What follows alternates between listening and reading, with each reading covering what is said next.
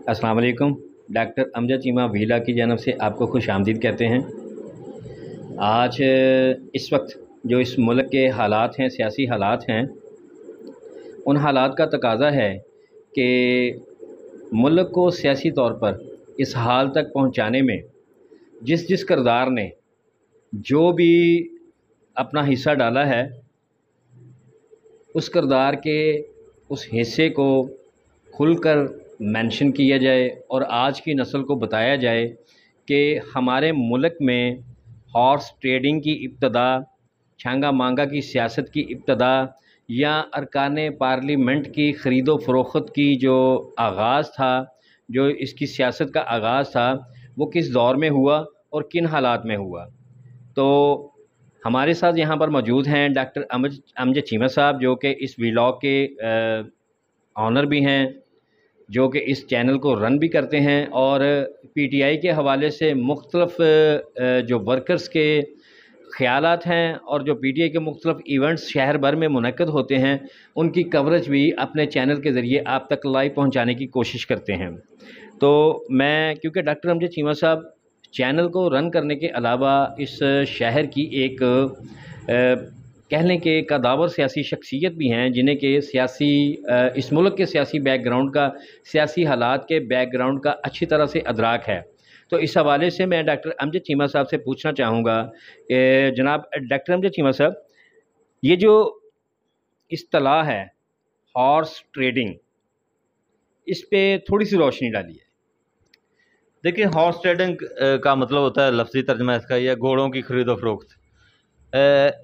Actually ये 1988 से शुरू हो चुका था, ये हॉर्स ट्रेडिंग का जो सिलसिला है हमारे पाकिस्तान के अंदर 1988 में। लेकिन अगर आप इससे पीछे जाएं तो हमें इसकी हिस्ट्री वहाँ से भी मिलती है।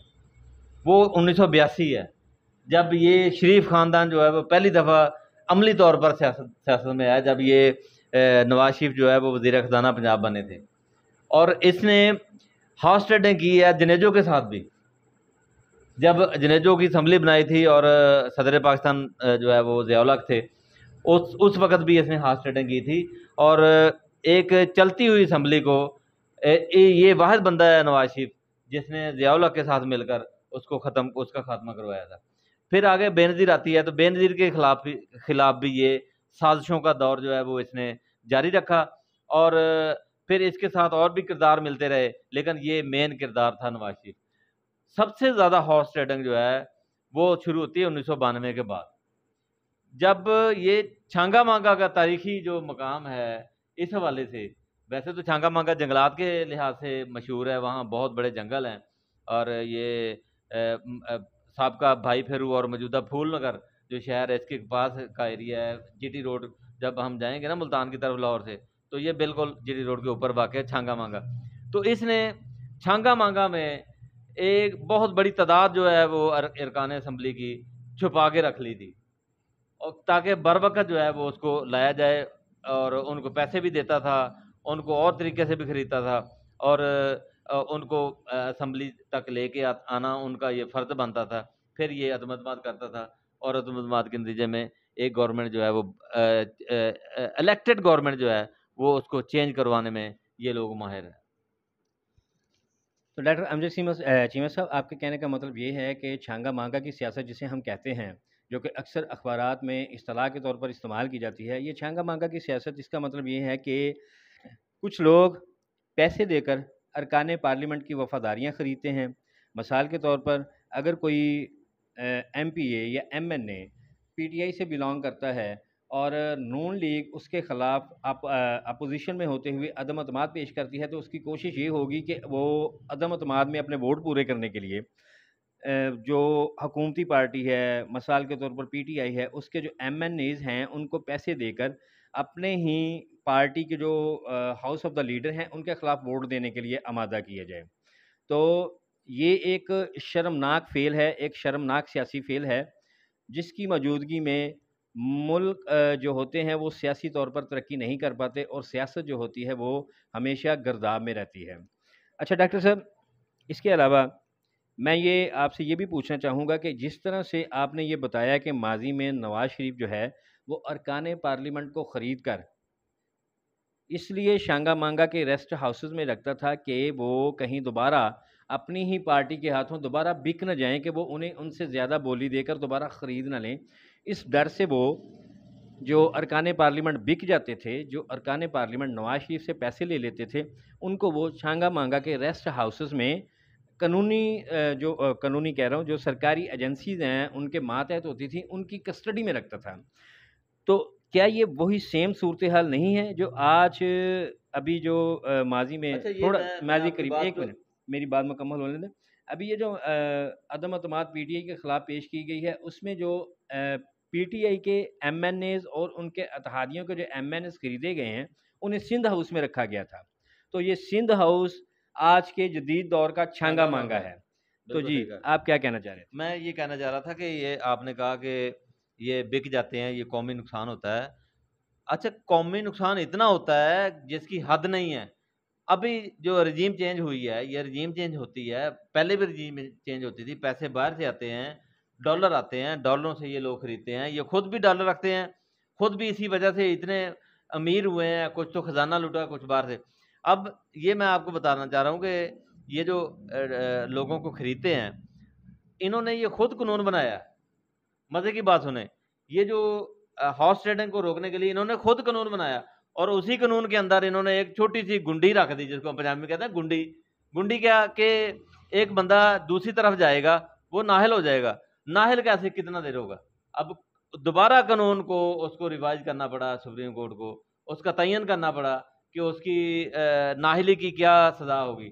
اب نااہلی کی سزا، نااہل ہو جائے گا، کتنی دیر کا نااہل ہوگا؟ مدت کا تعین نہیں ہے۔ مدت کا تعین انہوں نے نہیں کیا تھا، یہ گنڈی تھی وہاں رکھی ہوئی جان بوجھ کر۔ حالانکہ وہ مدت کا تعین کر سکتے تھے کہ تا حیات نااہل ہوگا وہ، یا وہ 10 سال کے لیے ہوگا یا 5 سال کے لیے، لیکن سپریم کورٹ نے پھر ان عوامی نمائندوں کو رعایت دے دی کہ منحرف ارکان جو ہیں ان کو ایک مطلب اس ٹرم کے لیے ان کو نااہل کر دیا، تاکہ وہ اگلی ٹرم کو وہی، جیسے آپ نے دیکھا کہ جتنے بھی آزاد بندے تھے پی ٹی آئی کے، نون لیگ میں چلے گا، نون لیگ کا ٹکٹ لے کر وہ ابھی یہ ضمنی الیکشن جو ہے وہ پی ٹی آئی کے خلاف لڑے ہیں۔ اب دیکھنے والی بات یہ ہے کہ وہ لوگ اب نون لیگ کا ٹکٹ لے کر لڑ رہے تھے، وہ ہار گئے، سارے کے سارے ہار گئے۔ جو ایک دو ان کی سیٹیں لی ہیں وہ بھی دھاندلی سے لی گئی ہیں۔ اب پنڈی پی پی 7 کا آپ دیکھ لیں، اس کی ابھی تک الیکشن کمیشن انکاری ہے کہ وہ نہیں گن رہا۔ اچھا ڈاکٹر صاحب، مجھے ایک بات بتائیے کہ جیسے کہ آپ نے ابھی بتایا کہ فلور کراسنگ پر پابندی لگانے کے لیے نواز شریف صاحب نے جب 1997 میں 2/3 اکثریت سے اپنا کامیابی حاصل کی تھی الیکشن میں، تو فلور کراسنگ کو روکنے کے لیے انہوں نے ایک بل پیش کیا تھا، جس میں کہ انہوں نے جو اپنی پارٹی کو چھوڑ کر دوسری پارٹی میں چلا جاتا ہے اس کو نااہل کروانے کے لیے سفارش کی تھی قانون میں، لیکن اس کی نااہلی کی مدت کا تعین نہیں کیا تھا۔ تو وہ ابھی عدالت نے اس کی تشریح کر دی ہے، کیونکہ وہ اس میں ابہام تھا کہ وہ کتنی دیر کے نااہل ہو سکتا ہے۔ تو عدالت نے اس کی تشریح کر دی ہے کہ وہ ابھی جو اپنی موجودہ سیٹ ہے اس سے ڈی سیٹ ہو جائے گا، لیکن وہ ویری نیکسٹ الیکشن جب بھی ہو وہ لڑ سکتا ہے۔